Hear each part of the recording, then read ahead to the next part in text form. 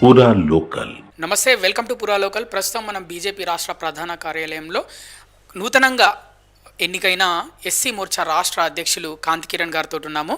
అన్న నమస్తే. నమస్తే. మొదటిగా హృదయపూర్వక శుభాకాంక్షలు. Thank you. ఎలా అనిపిస్తుంది తెలంగాణ రాష్ట్ర ఎస్సీ మోర్చా అధ్యక్షుడిగా ఎన్నికవ్వడం?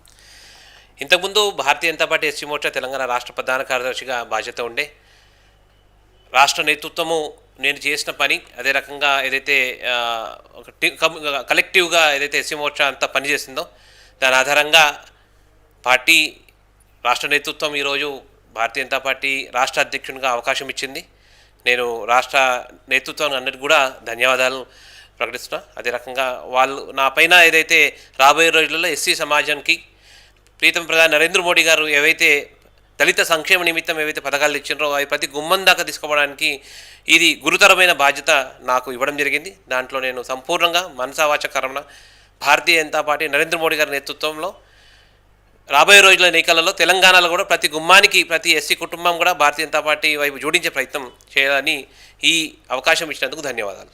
అలాగే అవసరమైనప్పుడు ప్రధానమంత్రి మణిపూర్కి పోలేదు, కానీ అవసరం లేనప్పుడు అంటే జనాలకు ఖాళీ అడ్వర్టైజ్మెంట్ కోసం ఈ ప్రధానమంత్రి పనిచేస్తున్నాడని అటు కాంగ్రెస్ అలాగే మిగతా ప్రతిపక్షాలు విమర్శిస్తున్న పరిస్థితి. ఎట్లా చూస్తారు ఆ వ్యాఖ్యల్ని?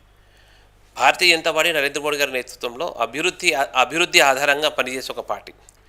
సరే, అక్కడ ఏదైనా సమస్య వచ్చింది, ఆ హోంశాఖ సంబంధించిన మంత్రులు అమిత్ షా గారు సరైన రీతిలో దాన్ని పూర్తిగా పరిశీలన చేసి ఎప్పుడెప్పుడు ఏ రకంగా అవసరం వచ్చిందో దానికి సహాయం, అదే రకంగా ఎప్పుడెప్పుడైతే ప్రభుత్వపరమైన నిర్ణయాలు తీసుకున్నారో కట్టుబాటు నిర్ణయాలు కూడా అమిత్ షా గారు తీసుకోవడం జరిగింది.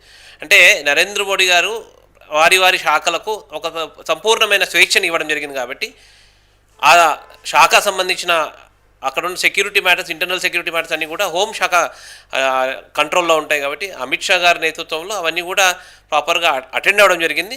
అభివృద్ధి సంబంధించి భారతీయ జనతా పార్టీ పక్షాన ఈ దేశ పక్షాన నరేంద్ర మోడీ గారు ముఖ్యమైన వ్యక్తి కాబట్టి ఆ అభివృద్ధి శంకుస్థాపనకి వారు వెళ్ళాలి.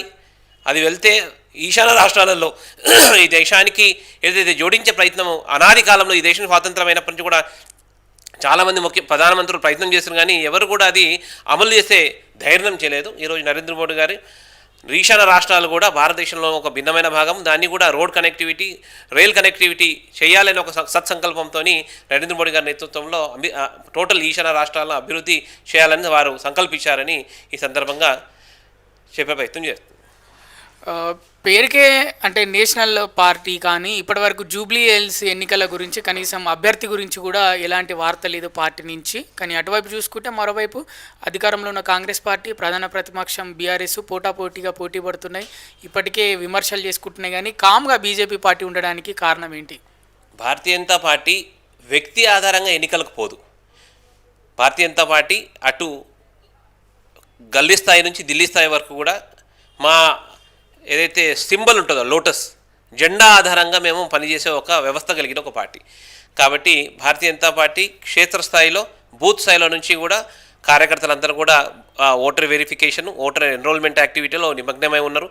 అన్ని బూత్లలో, అన్ని డివిజన్లలో కూడా భారతీయ జనతా పార్టీ నేతృత్వము చాలా సమర్థవంతంగా పనిచేయడం ప్రారంభించింది.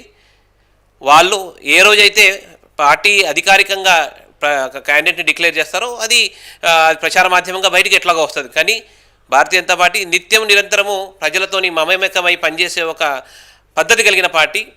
అది బాహ్య ఆర్భాటాలకు పోయి బయట ప్రచార మాధ్యమాలతో అది ఎక్కువ ప్రచారం చేసుకునే అవసరం మాకు ఏం అనిపించలేదు. కానీ మా కార్యకర్తలు క్షేత్రస్థాయిలో ప్రతి బూత్లో, ప్రతి డివిజన్లో ప్రతి ఒక్క కుటుంబాలని కలిసే ఒక ప్రయత్నం ఖచ్చితంగా జరుగుతూనే వస్తుంది.